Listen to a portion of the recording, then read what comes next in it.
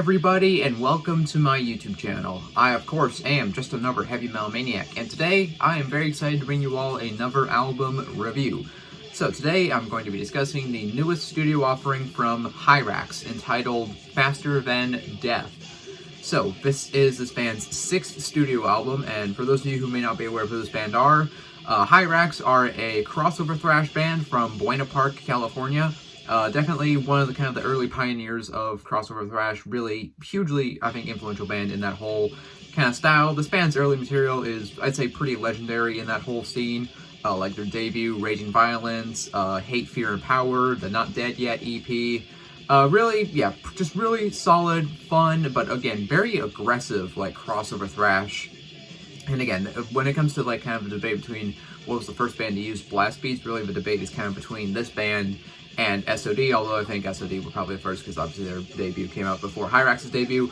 But nonetheless, Hirax is still kind of an overlooked band, but I think pretty influential for the whole kind of crossover thrash scene. Anyways, this new album, this is their first album in 11 years. Their last album, Immortal Legacy, came out all the way back in 2014. So yeah, quite a long gap between studio releases here. But overall, I guess there is kind of maybe a bit of a drama with this album, which is, I haven't really seen many people talking about it, because I've seen a few reviews of this album already. I haven't really seen many people talking about the whole kind of weird drama with this album. So basically, Neil Metcalf, who was the bassist, who played bass on this album and also did some of the songwriting, him and basically the rest of the lineup, other than lead vocalist Keaton de la Pena, who Keaton is like the only original member in this band. He is basically this band pretty much in a way. They basically all quit like right before this album dropped, and Keaton brought in like some new people because apparently Keaton was kind of being a bit of a control freak during this whole album. And again, I'm really only going off the statement from Neil Metcalf, who again was the bassist on this album.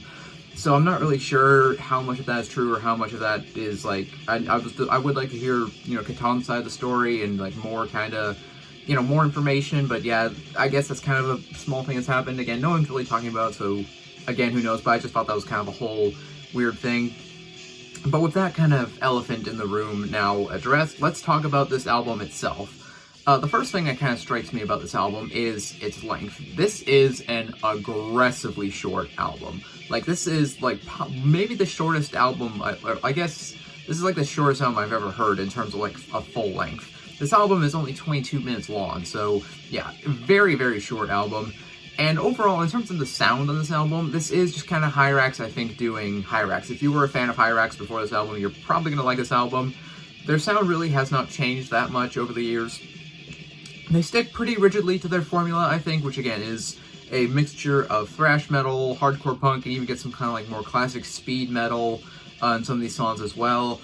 Some standout tracks for me, there are 9 tracks on this album, and again, it is a very short album. It's only 22 minutes. But some standout tracks for me would have been, I think I like the title track a lot, Psychiatric Ward, the longest track, Revenant, which is probably like kind of the more dynamic song on here, because for the most part, this album just kind of puts the pedal to the metal, it just has its foot to the floor, going 100 the whole time, and it really just does not let up. It's kind of just that, it's kind of that similar to almost that kind of Razor-esque kind of like energy, where it's just like constant blistering speed, and it really just is unrelenting, and if you're not ready for it, this album is just going to freaking hurt you.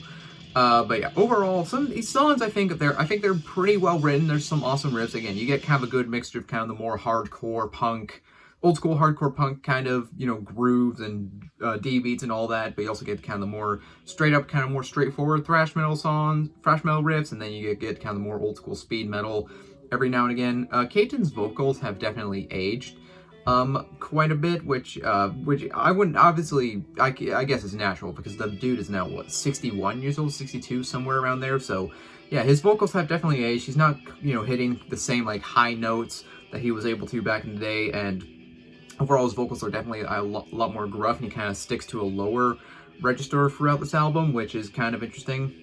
But overall, I think the vocals are pretty decent. I think the production is, I think the production's fine. It's not like the best production I've heard for a thrash album. I think the vocals are maybe a little too forward, and I think maybe the drums are slightly too loud, but overall, I think production-wise, this album does sound pretty good. Again, yeah, it's just kind of a, blistering, unrelenting kind of album. It's just, very intense, very just in your face. Overall, not exactly the most like dynamic thrash album, but then again, it doesn't really need to be. This album does what it sets out to do, where it's just, provide you a fast experience, a blistering experience, and overall, I think this album is decent for what it is. I do like this album.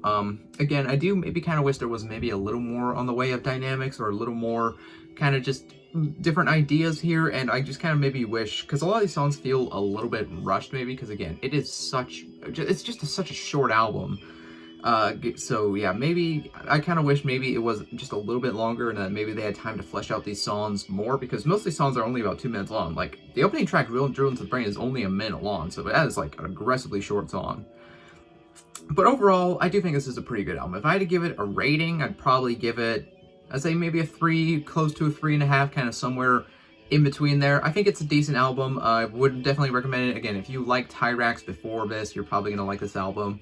If you're a fan of SOD, DRI, would say like Animosity Era, Corrosion of Conformity, definitely a little bit of like Razor energy as well. If you're a fan of just that kind of style of crossover thrash and just kind of really hyper-aggressive, balls to the wall, just foot to the floor kind of thrash, I'd definitely recommend this album. So yeah. Okay, that concludes my review of Hirax's brand new album, Faster Than Death. If you made it to the end of this video, you are awesome, and I appreciate you. Do consider leaving a like if you enjoyed this video. Leave a comment down below. Tell me, do you agree with my thoughts on this album? Do you disagree? Let me know down in the comments. If you're not subscribed, do consider subscribing, because I do have a lot more content coming your way.